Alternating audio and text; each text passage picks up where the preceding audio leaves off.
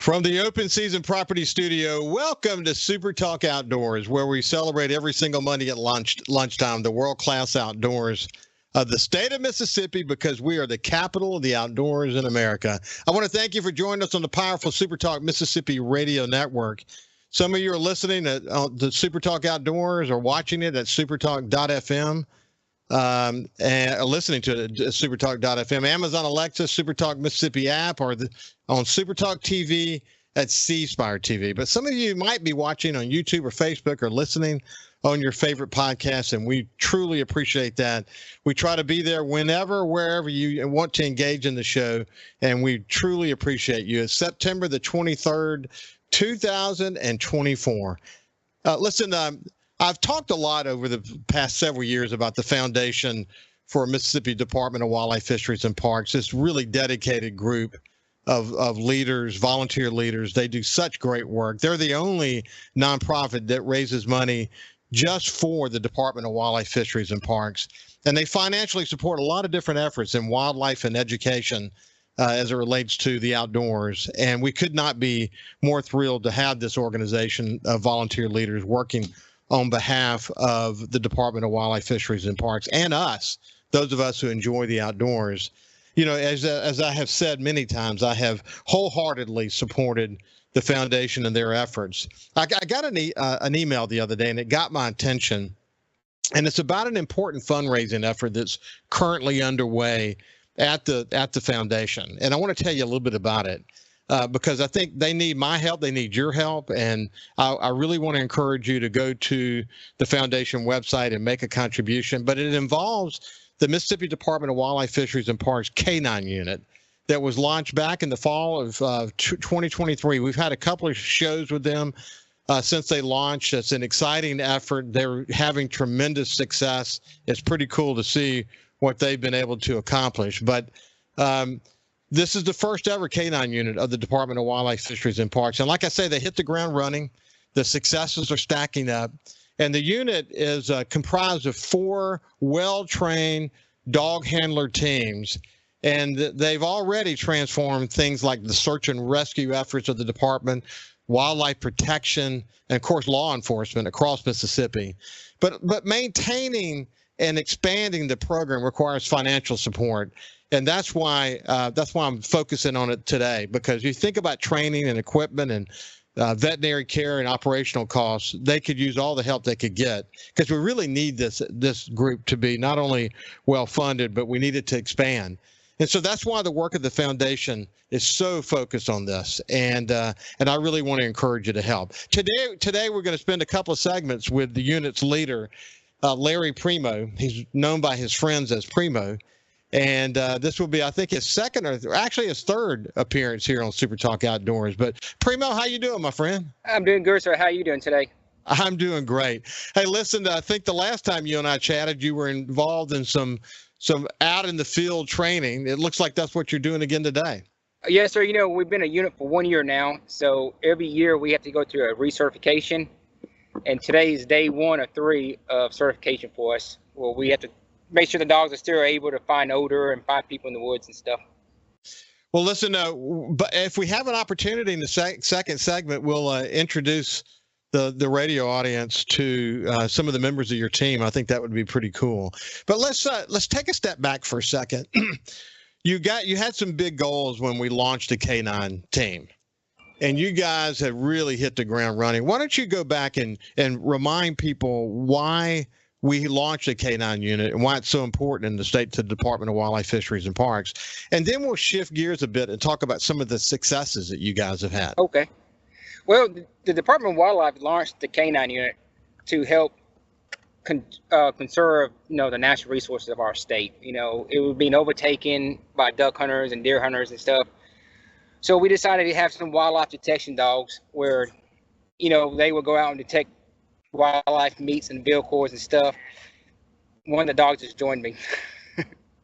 Yeah, good. So then, as the local officers are doing their job, the K-9 can search a vehicle quicker than we can get people on the road faster.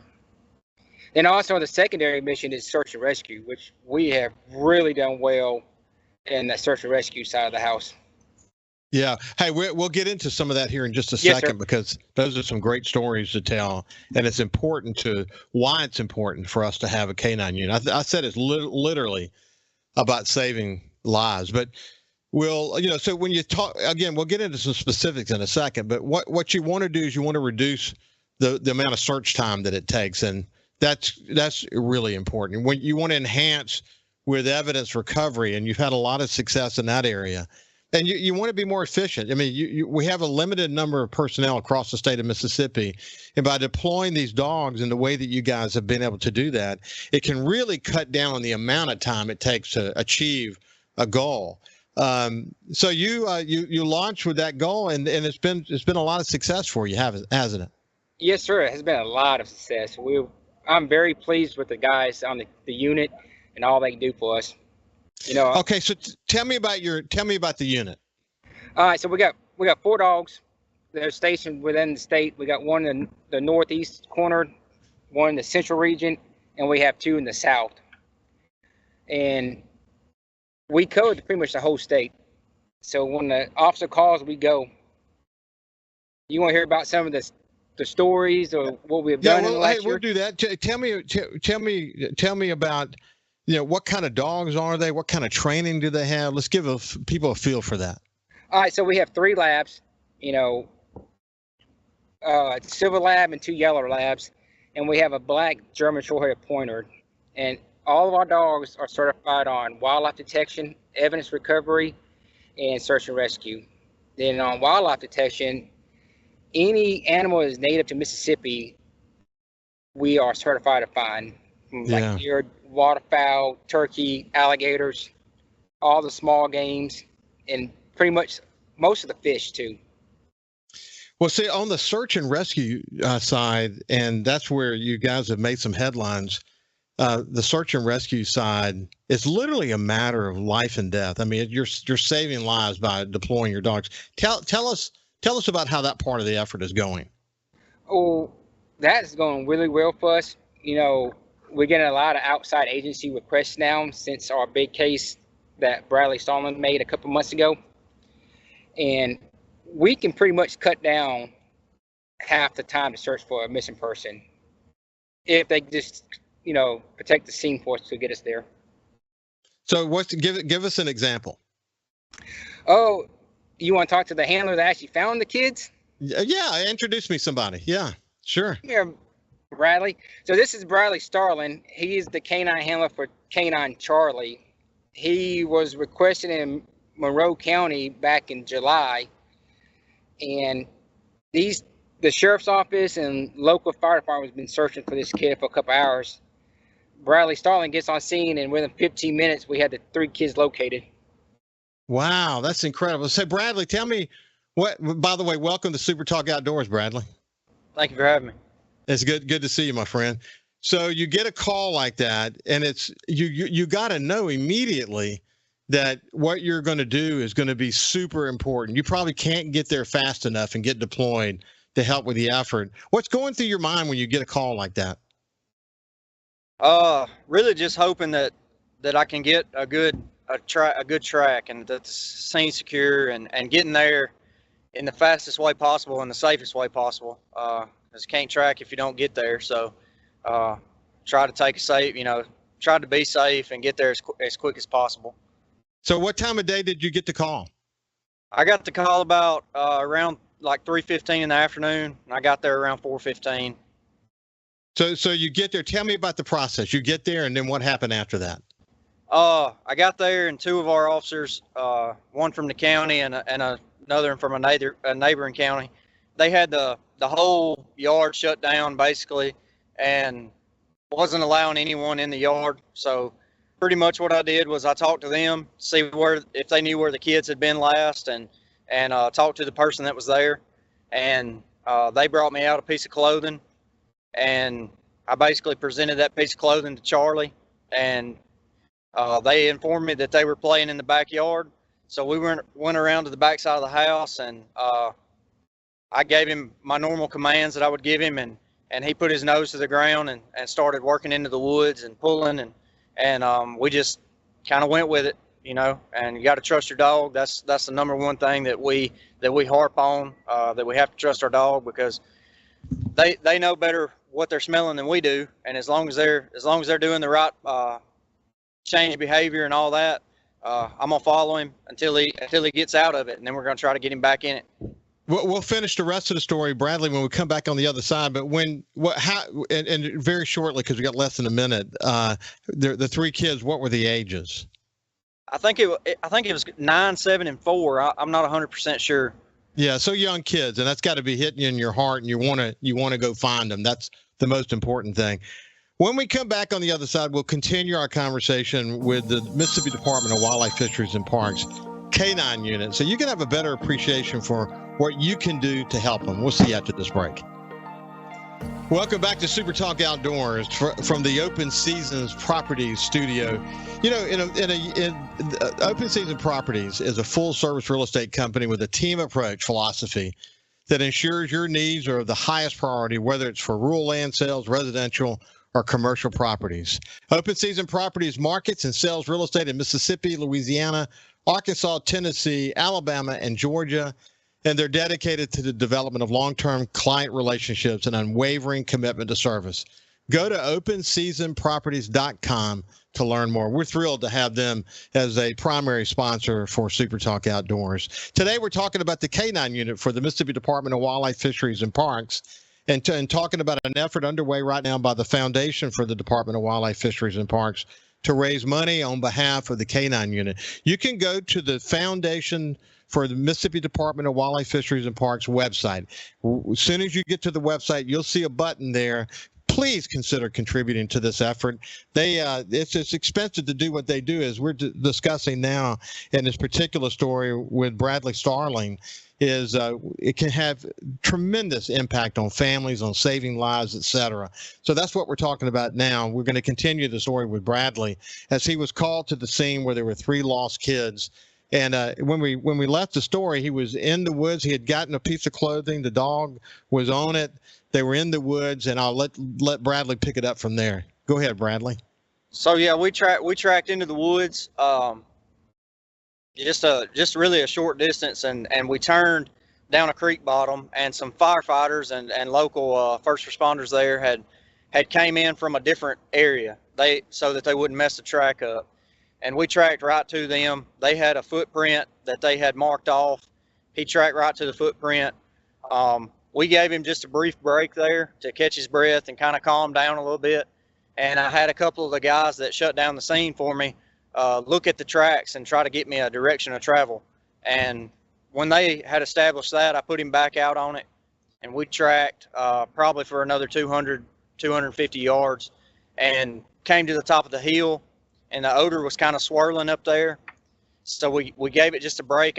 Me and Charlie were completely by ourselves. They were all staying down there with the track, and he started kind of sticking his nose up in the air and popping his nose. And we had made it to a four-wheeler trail, and he was pulling me down that four-wheeler trail. And during that time, we began to hear them kind of talking back and forth with each other. So we ran to them, and they were coming down the four-wheeler trail, all 3 of them with some kittens that they had found and a cat that they had with them. And they were informing me that they were lost, and I pretty much just told them they weren't lost anymore, that Charlie had found them, and we were going to get them home, and we were able to get them back to the ambulance, make sure that they were good and all that, and get them home. And all that was around a 15-minute process. It was about 4:30 when we found them. Brad, that's awesome. And for outdoorsmen, to go into the woods that far. I mean, you can go into the woods 20 yards and get turned around and not know where you are, but to be that far, they were truly lost, and they would have had a very difficult time finding their way out of there.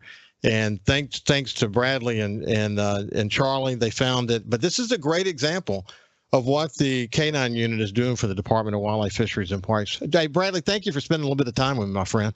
Yes, sir. Thank you. Hey, let's go back over to Larry Primeaux, better known by his buddies as Primeaux.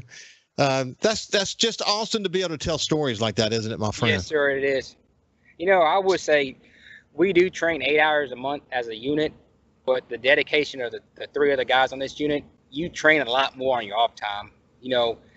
unlike a regular game warden, a conservation officer, we are always on duty. We always have to take care of the dog. We don't get days off from our partner. So it's a lot of dedication to this unit. I can understand that. I can really understand that. That's why I think the listeners ought to be compelled by these stories, by the work of the K-9 unit, and go to the Foundation for Department of Wildlife, Fisheries, and Parks website. You'll see the link at the very top, and you can read about the K-9 unit, and please consider making a contribution. They and we would truly appreciate that. This is the kind of stuff we have to do to help fill gaps for important efforts like this. It's a matter, in some cases, of life and death. So, hey, give me some statistics, Larry. Okay. So let me pull up on my phone. These are as of the other day, okay? We have 99 deployments in the last year. Out of the 99 deployments, we have seized 9 deer, 5 turkeys. On evidence recovery, we have seized 6 pieces of evidence, one being a cell phone for MDOC, and 7 shotgun shells that led to a conviction. We have done 17 search and rescue missions, which finding 3 missing little girls, and 8 tracks for like trespassing subjects, like turkey hunters and stuff like that. And we have found 16 trespassers in that field. We have around about 29 public events where we have talked to over about 15,000 people around the state. So it's been a busy year, and we're looking forward to going to the next deer season too, the next hunting season. So you found where people have tried to conceal game. Yes, sir. And the dogs were able to uncover that rapidly. Just give an example of that. Well, I have Zach Munderson right beside me now. His K-9 found a buck in a creek that was concealed. Yeah, hey, come on in, Zach. It's a pleasure to have the whole team here together. Tell me about the buck, Zach. Yes, sir. So I was responding with my partner Keith Bond down in Jackson County about duck season, late duck season. And the report was that there was a 4-wheeler behind the gate on the lower Pascagoula River management area. Well, we made contact with those individuals, and they were like, "Oh, we're duck hunting today." So, well, why do you have the 4-wheeler back here? And they said, "Well, we shot a deer earlier, but we wanted to duck hunt." Well, where'd y'all's deer at? And they're like, "Oh, we've got it down the road in the slough." I said, "You got it in the slough, sir?" And he goes, "Yes, sir." I said, "All right." I deployed K-9 Ricky. We walked back to the slough crossing, and he showed interest up and down our side of the slough, and just let him work, see what he was going to do. I didn't know where the deer was. If there was really a deer there, I couldn't validate their story at the moment. And Ricky crossed the slough, so I crossed with him, and he pulled me over to the left, and right there he's looking at me, he's big old pile of blood. And I said, "Huh?" And I said, "All right, well, hey, let's go find it now. Hey, we've got something. Let's go find it." And he pulled me right down to the edge of the creek, and there was a buck in the slough there that they were trying to conceal for reasons I don't know. It ended up being a legal buck, and I guess they were just trying to keep it cool while they went into duck hunt. But being able to see something that I've seen before I was a K-9 officer with people hiding illegal deer in the creeks and stuff, seeing my K-9 find it like that was pretty cool. Although it didn't lead to a conviction or any charges, seeing that was awesome.